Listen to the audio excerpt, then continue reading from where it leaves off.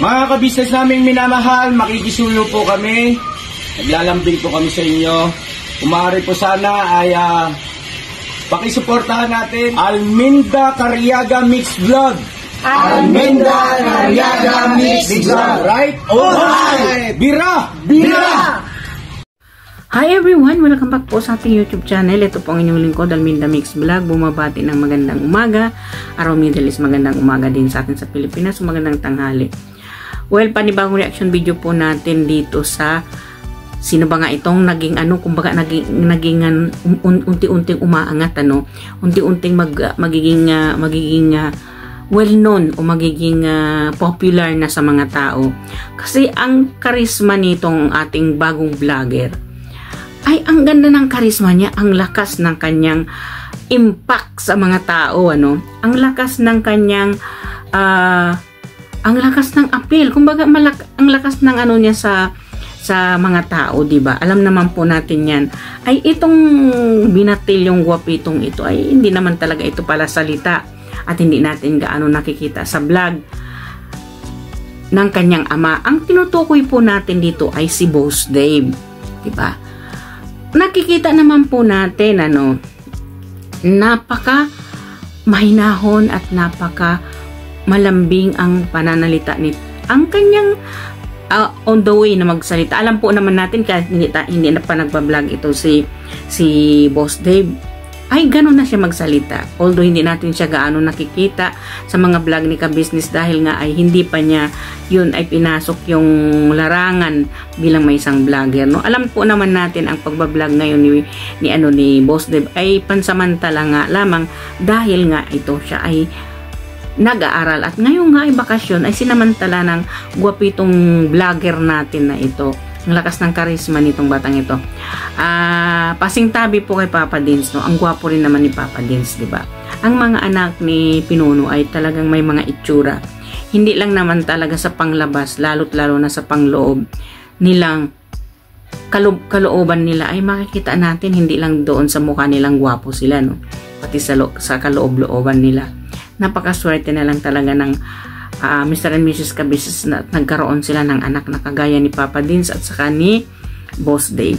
So, well, itong pag-uusapan natin na ito, medyo may napansin lang po tayo dito sa sa mga kumbaga, sa team na ito, may napansin lang tayo dito na ang isang kasag ay kumbaga, doon ko napansin ang kasag na ito na talaga naman ay well, talaga namang ng damdamin. Kumbaga, mapupukaw yung isipan mo dito sa isang kasag na ito na kung gaano niyang protektahan ang kanyang kasama. Naalala po natin noon si Bornok at saka si Intoy nang makilala ni Papa Dins itong si Kayla. Diba mga kabisnes, mga kapapi? Kung naalala natin yon na talaga naman si Bornok ay napaka-protective kay Papa Dins noon nang pumunta sila doon sa bahay nila Kayla nung unang punta nila doon. At ito rin si Intoy, lahat ng nilalakaran, lahat ng saang parte nilakaran na parang medyo maputik or matubig ay talagang nilalagyan talaga naman ni Intoy ng pagdaanan ni Papa Dins, diba? At saka itong dito natin makikilala ang isang tao na talagang nag-concern at protektahan niya yung team niya kasi nauuna siya, diba? Si Bornok doon nakikita naman natin nauuna siya kay Papa Dins. Huli naman si Intoy at nasa gitnaan nila ay si Papa Dins. So dito nakita natin sa isang kasag na ito, walang iba kundi si Cyclops, mga kabisnes, mga kapapi, Kitang-kita natin kung paano niyang protektahan si Boss Dave sa panahong na nagbibigay sila ng slot para sa mga taong bibigyan nila ng bigas nung araw na yun. Kasi nagbibigay muna sila ng slot bago yung binigay yung bigas, diba? So nakita natin kung paano niya protektahan talaga si Boss Dave. Napahanga ako doon, napahanga ako sa iyo, Cyclops. Sana tuloy-tuloy mo yan. You did good work on that part kasi hindi naman talaga lahat ng team na nakakasama natin ay poprotektahan tayo, di ba? Pero maswerte na lang talaga itong mga anak ni Pinunong Kabisnes. Si Papa Dins, si Boss Dave, mapunta man doon kay Kabisnes, talaga namang inaalalayan at pinoprotektahan nila talaga itong pamilyang ito. Kitang-kita natin yung pagpoprotekta ni Cyclops dito kay Boss Dave nung namigay sila ng slot na yun, pumasok sila sa iskinita na yun. Nakikita natin kung paano talaga si Cyclops ang pumuprotekta talaga kay Boss Dave, di ba?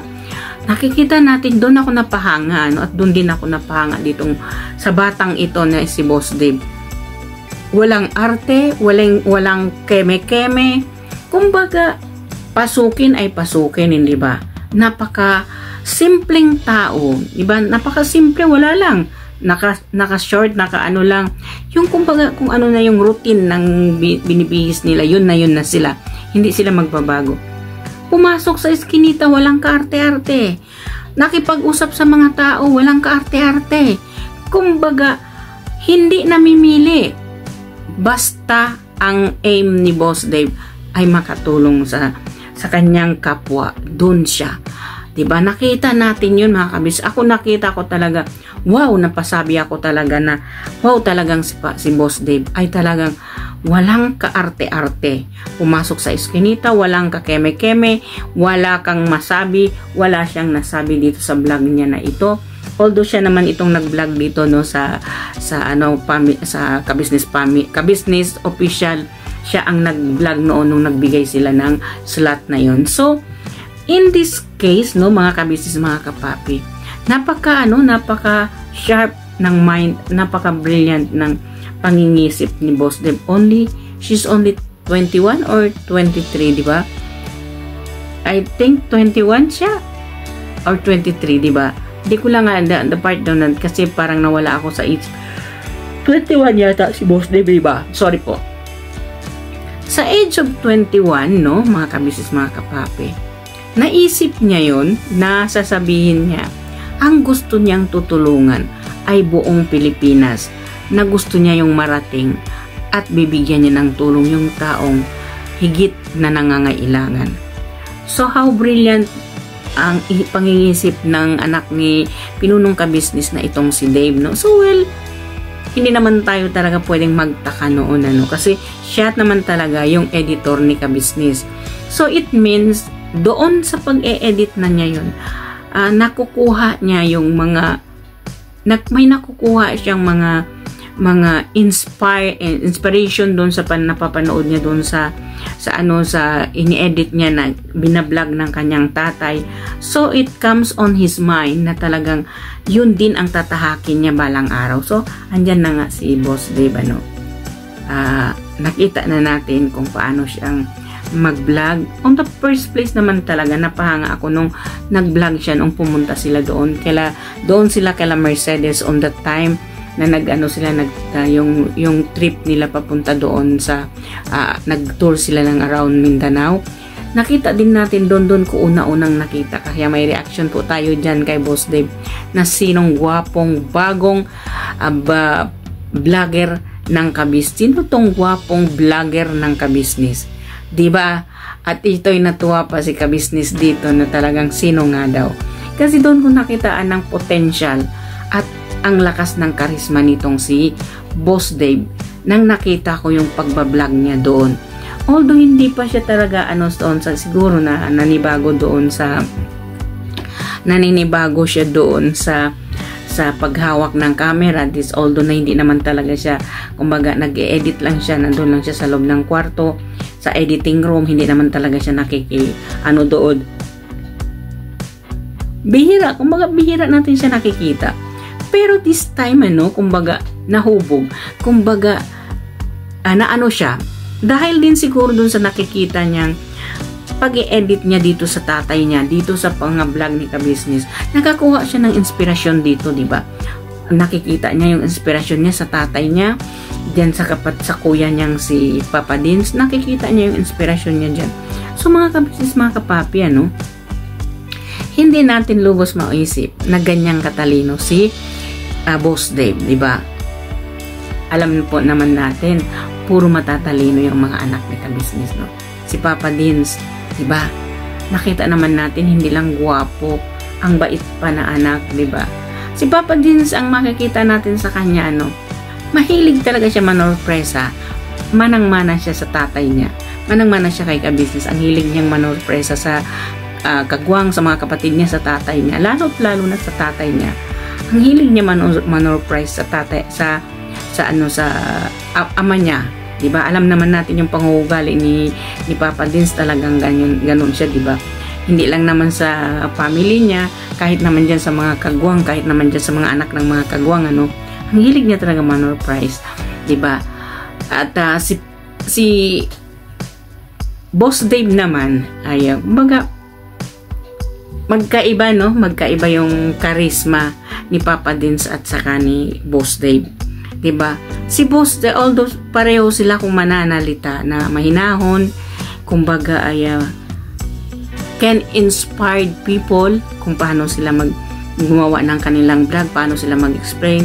Although hindi pa talaga nahuhubog itong si Boss Dave kung paano talagang ano, pero the way na gawin niya, the way yung pananalita niya, the way kung paano siya magsalita doon sa vlog na yun, the way how he take the camera, kumbaga paano niya umpisahan, paano ano ang sasabihin niya doon sa tao, paano siya mag-interview doon sa tao.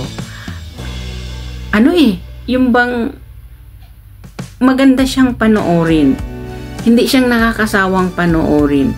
At napaka niyang panoorin, malumanay, kumbaga mai-inspired ka, no? Kung siya ay magbablog na sa pagbablog ni Boss Dave, ay nakikita mo yung mai-inspired ka manonood sa kanya dahil hindi ka magsasawa kung mapapanood mo siya. Bukod pa doon sa kagwapuhan niyang makikita mo, doon sa charisma, kumbaga yung appeal niya sa mga tao ay nag-boom dito sa niya, sa pagbablog niya dito sa ka-business official, ano. Kumbaga nag-vlog siya, ano, although hindi pa naman talaga siya masyadong pero nung pinasok niya yun, nung hinawakan niya yung camera, talaga namang umusbong. Kumbaga kung sa halaman, namulaklak agad si Boss Dave nang hinawakan niya na yung camera na nag-umpisa siyang nag-vlog. Yung parang umusbong, namulaklak agad yung halaman nung hinawakan niya. Parang ganun ang ni Boss Dave nung hinawakan na niya itong camera. Kasi nakita naman po natin, no, kung paano talaga itong si Boss Dave, magdala. Kumbaga, para kang minamagnet kung manonood ka sa kanya. Parang hihilain ka ng the way he moved, the way na magsalita siya. Para kang minamagnet na mahihila ka talaga niya, na yung mapahanga ka. Kasi sa totoo lang, mga ka-business, mga kapapi, hindi porket reactor ako ni ka-business ay ganito yung pananalita ka. No. Nung nakita ko lang kasi sila na nagbigay sila doon ng slot na yun, doon ako napahanga ni Boss Dave. Alam niyo kung bakit? Ang galing kasi niya, kumbaga kahit hindi pa siya first time pa niya nag-interview doon sa mga taong tutulungan niya. Ang galing ng charisma niya, para bang para bang hindi masakit sa hindi makukuha yung kalooban mo doon kung manonood ka sa kanya. Kumbaga ang lakas ng sex appeal ni Boss Dave. Doon ako napahanga sa kanya. Doon ako napahanga kasi nga talaga. Doon ako napahanga sa kanya ng ganun na ang nangyari. At ay sabi ko, wow, ang galing ni Boss Dave, At ay na-impress. Kumbaga, impressed. Na-impress talaga ako sa ginawa niya doon sa pagbibigay niya ng slot, kung paano siya makipag-usap sa tao, na walang arte pumasok doon sa iskinita, walang pakeme-keme, basta pasok-pasok. At ito naman si Cyclops, well done, Cyclops, talaga naman, kaya ka nagustuhan ng mga tao, gustong-gusto ka ng mga tao dahil sa pangungugali mong totoo ka. Kasi hindi natin nakita, sabihin sa kanya, Cyclops, mauna ka doon. Cyclops, pumunta ka doon kasi nandun si Boss Dave. No. Ang sinasabi niya, sandali lang po, Boss Dave. Ako, kumbaga, pauuna siya bago si Boss Dave ang papasok. Kumbaga, titingnan niya muna kung ano nandun bago niya sabihin, sige na, pasok na kayo. Kahit hindi siya pagsabihan. Kumbaga, alam niya kung ano yung duties niya bilang isang kasag, bilang isang kapamilya ng ka-business family. He knows what he's going to do. He knows how to protect. Paano niyang gampanan ang isang family ka-business kung siya ay nasa team. Kahit naman dito kay Papa Dins, nakita rin naman natin nung nandoon din sila sa lugar ni Bay. Hindi tinatantanan ni Cyclops si Papa Dins kahit pupunta ng CR. Sasamahan niya si Papa Dins. Hindi natin alam, para yatang nagiging gay itong si Cyclops sa kagwapuhan ni Papa Dins. Peace tayo mga Cyclops. Hindi lang kasi nakikita lang natin marami naman po tayong nakikita na may team na ganyan, pero some of them na mayroon din naman tayong nakikita, they don't care, they are not giving their protection doon sa team, katulad nitong si Cyclops, katulad nitong si Bornok at saka si Intoy, kung paano nila protektahan si ka-business, paano protektahan ni Bornok at ni Intoy itong si Papa Dins on that time na nakilala nila si Kayla. Paano din si Cyclops magprotekta dito kay Boss Dave nung pumasok sila sa eskinita na yun? Diba?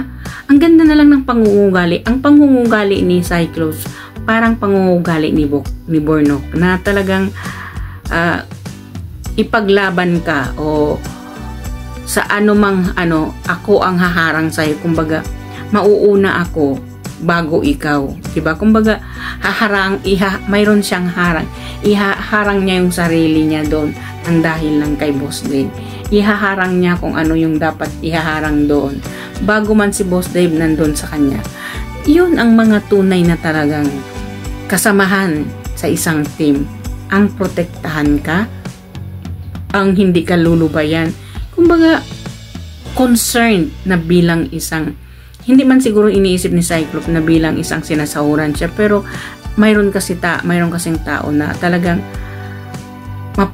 magaling talaga siya mamprotekta. Kumbaga, wala sa isip niya kung ano man ang kapalit noon, basta ang importante maprotektahan niya yung taong napamahal sa kanya. Ganito kasi ang nakikita ko kay Cyclops at saka kay Bornok at saka dito kay Intoy, kasi nakikita natin kung paano ni Bornok at saka ni Intoy protektahan si Papa Dins at paano din protektahan ni Cyclops si Boss Dave nung namigay sila doon. Well, nakita talaga natin yun. Ako nakita ko talaga yun.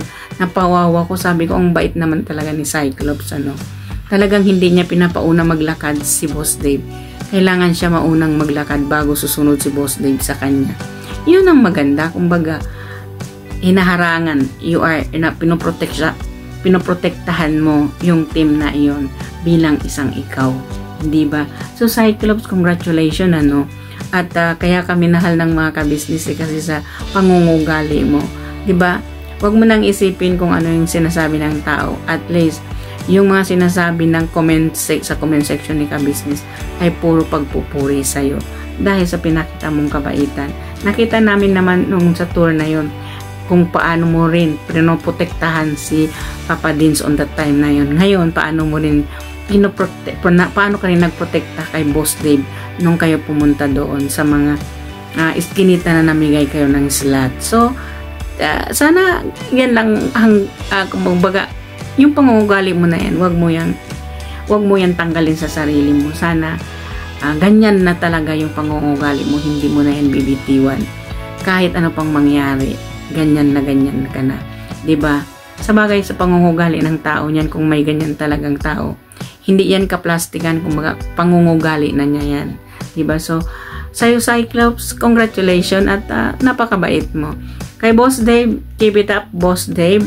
Tingnan po ninyo, nung hindi pa si Boss Dave ang humawak nitong family ka business, nasa 40 something lang yung siguro 49, saan basta nasa 40 something lang po siya, more than 40 yung subscriber. Nung hinawakan po ni Boss Dave, naging 50 agad siya mahigit ngayon ang subscriber ng Ka-Business Family.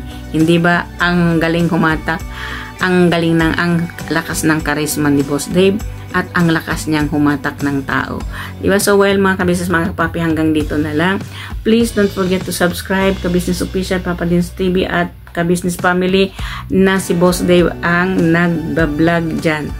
At huwag po rin natin kalimutan, protektahan Wakiwak TV, Bong TV, MTV, at saka po Papasundot, at ang lahat po ng aming reactor, ang ating reactors, Taong Gala Vlog, Anime Reactors TV, Mamplers Channel, Kalingap Turak, PLC Katangay, Analisa Reality Vlog, Madam Inday Okray, at ang 6 na kagwang po. Suportahan po din natin. Kagwang Intoy Official, Kagwang Bornok Official, Kagwang Buknoy Official, Kagwang Bay Official, Kagwang Bong Official, at Kagwang Bornok Official, at Kagwang Bogi Official po, at ang inyong lingkod. Please, pag nagustuhan ninyo aking reaction video, do like and share, at paki-subscribe na rin din ng aking munting bahay. At pakipindot ng notification bell dyan para updated tayo lahat sa aking mga nire-reactionan dito sa Ka-Business Official, Papa Dins TV at Ka-Business Family. Shoutout po sa lahat ng aking mga bagong subscriber, at shoutout din po sa lahat ng mga nagko-comment dyan. Sa susunod po, isa-shoutout ko kayo, hindi ko pa nakuha yung pangalan nyo. So, hanggang dito na lang. Never say goodbye. Tomorrow is another day. Biraban at mga Ka-Business. Babush!